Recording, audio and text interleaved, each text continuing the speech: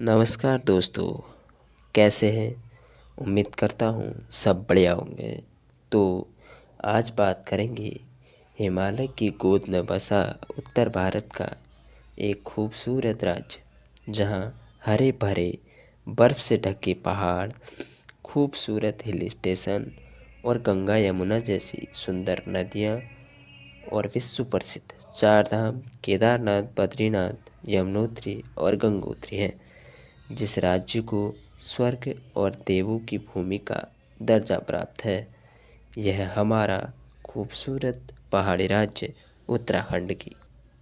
उत्तराखंड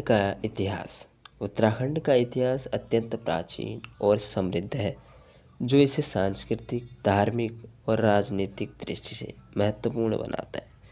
यह क्षेत्र हिमालय के बीच में स्थित है और इसे देवभूमि के नाम से भी जाना जाता है। प्राचीन इतिहास।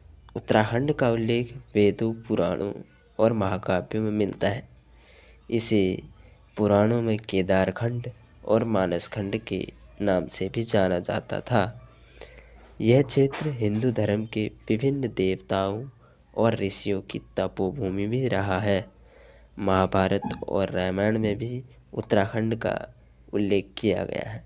उत्तराखंड के प्रमुख तीर्थ स्थल जैसे बद्रीनाथ, केदारनाथ, यमुनोत्री और गंगोत्री हिंदू धर्म में विशेष स्थान रखते हैं।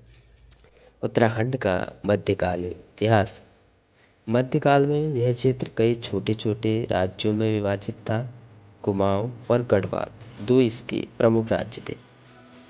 कत्यूरी राजवंश इस क्षेत्र के प्रमुख शासक थे, जिन्होंने अल्मोड़ा को अपनी राजधानी बनाया हुआ था।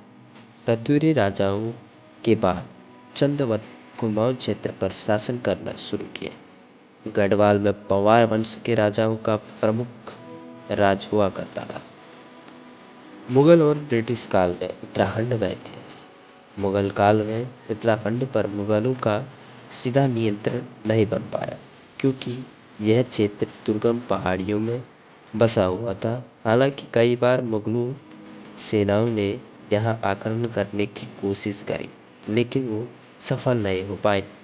1814 और 15 में ब्रिटिश ईस्ट इंडिया कंपनी और गोरखा सैनिकों के बीच भयानक युद्ध हुआ, जिसे एंग्लो नेपाल युद्ध के नाम से जाना जाता है। इस युद्ध के बाद ब्रिटिशों ने इस क्षेत्र को अपने अधीन कर लिया। स्वतंत्रता संग्राम और उत्तराखंड का गठन। ब्रिटिश शासन के दौरान भी उत्तराखंड के लोगों ने भारतीय स्वतंत्रता संग्राम में अपनी सक्रिय भागीदारी निभाई।